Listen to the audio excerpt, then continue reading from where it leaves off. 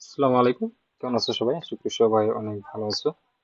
আমি মাহমুদুল হাসান। আমি তোমাদের সাথে আছি। আমি তোমাদের বাংলা বইটা পড়াচ্ছি এবং এই বাংলা বইয়ের শেষ পর্যন্ত আমি তোমাদের সবগুলো পড়াই শেষ করব। তো আমরা কোন পর্যন্ত গত ক্লাসে আলোচনা করেছিলাম? আমরা এই ছকটি পূরণ করে দিয়েছিলাম এবং এখান থেকে আমাদের যে শ্রেণী অনুযায়ী শব্দ আলাদা করি এটাও পড়েছিলাম এবং এই যে আমাদের প্রথম পরিচিতির শব্দ শ্রেণী এটা পড়েছিলাম। তো আজকে আমাদের পড়ার মূল বিষয় যেটা সেটা হলো বাক্যের শ্রেণী। দ্যাট মিনস আমরা শব্দের শ্রেণীটা গত ক্লাসে আমরা শেষ করছি। ঠিক আছে? তো তোমরা যারা এটা দেখোনি তোমরা অবশ্যই পূর্ববর্তী ভিডিওটা দেখবে এবং দেখলে একটা সুন্দর ভাবে ক্লিয়ার হয়ে যাবে। তো এবার আমরা বাক্যের শ্রেণী সম্পর্কে আলোচনা করবো। চলো দেখি তোমাদের বাক্যের শ্রেণীতে কি দেওয়া আছে। ঠিক আছে? এই ছকের পরে এই যে বাক্যের শ্রেণী। ভাব প্রকাশের ধরন অনুযায়ী বাক্যে বিবৃতিবাচক, প্রশ্নবাচক, অনুজ্ঞাবাচক ও আবেগবাচক এই চার ভাগে ভাগ করা যায়।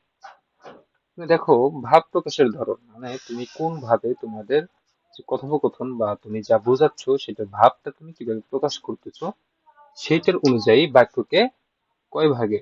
চার ভাগে ভাগ করা যায়। কি কি? বলে বিবৃতিবাচক, প্রশ্নবাচক, অনুজ্ঞাবাচক এবং আবেগবাচক। চলো দেখি এগুলো কি আসলো।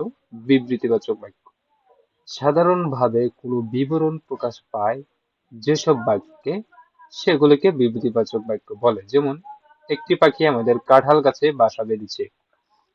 তারপরে কি?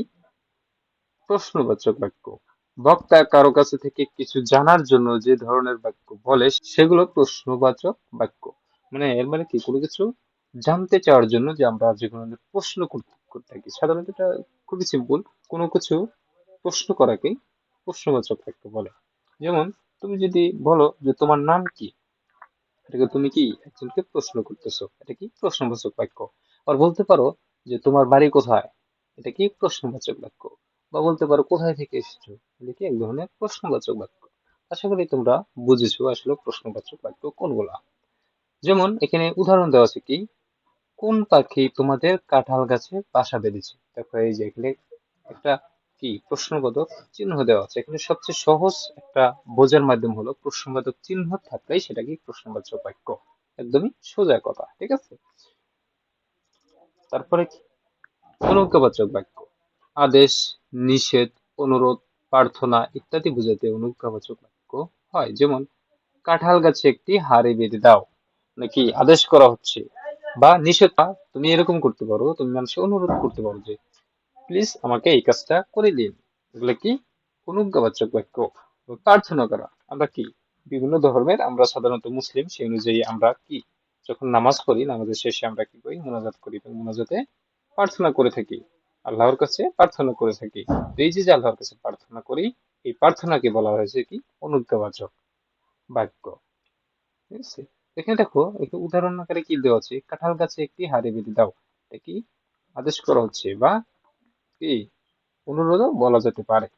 তারপর কি? আবেগবাচক বাক্য কোনো কিছু দেখে বা শুনে অবাক হয়ে যে ধরনের বাক্য তৈরি হয় তাকে আবেগবাচক বাক্য বলে। যেমন কি সুন্দর দেখতে সেই পাখিটা, মানে ওই যে পাখিটা, ওই পাখিটা দেখে ভালো লেগেছে, সেই ক্ষেত্রে তুমি কি বলছো? কি সুন্দর দেখতে ওই পাখিটা বা সেই পাখিটা। ঠিক আছে? এই ছিল তোমাদের চার ভাগে ভাগ করা কি বাক্য। ঠিক আছে? তো এইবার আমরা শ্রেণী অনুযায়ী বাক্য আলাদা করি। নিচে নমুনা থেকে বিবৃতিবাচক, প্রশ্নবাচক, অনুজ্ঞাবাচক ও আবেগবাচক এই চার রকমের বাক্য চিহ্নিত করো। আচ্ছা, বিকেল 4:30টায় সবার মাঠে আসার কথা। আজ কোনো খেলা হবে না, জরুরি সভা হবে। ইমনদের পুরাতন ভিটায় একটা পোড়া বাড়ি আছে, সেখানে কয়েকদিন ধরে কিছু অপরিচিত লোকের আনাগোনা দেখা যাচ্ছে।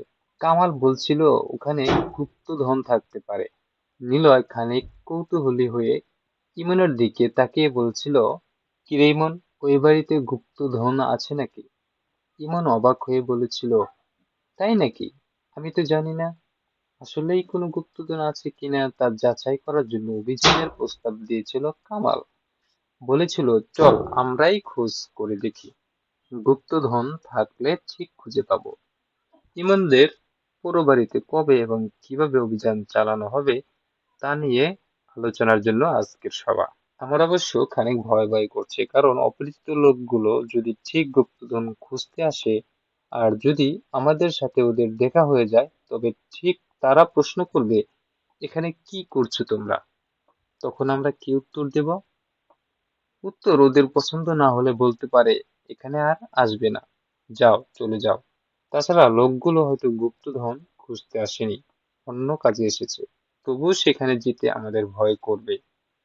যে পুরাতন বাড়ি, বাড়ির চারপাশে কত বড় বড় গাছ, দিনের বেলাতেও বাড়ির ভিতরটা অন্ধকার হয়ে থাকে। সেখানে এমনিতেই সহজে কেউ ঢুকতে চায় না। দেখো, এই যে অনুচ্ছেদ দেওয়া আছে, এই অনুচ্ছেদ থেকে আমাদের এই ছোট্ট বিবৃতিবাচক, প্রশ্নবাচক, অনুজ্ঞাবাচক ও আবেগবাচক এই ৪ রকমের বাক্য নিচের ছকে লেখো। ঠিক আছে, চলো দেখি এটা কি হবে। বিবৃতিবাচক বাক্য: বিকেল 4:30টায় সবার মাঠে আসার কথা। আজ কোনো খেলা হবে না, জরুরি সভা হবে।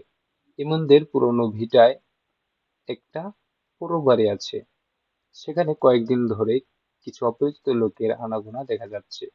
কামাল বলেছিল ওখানে গুপ্তধন থাকতে পারে।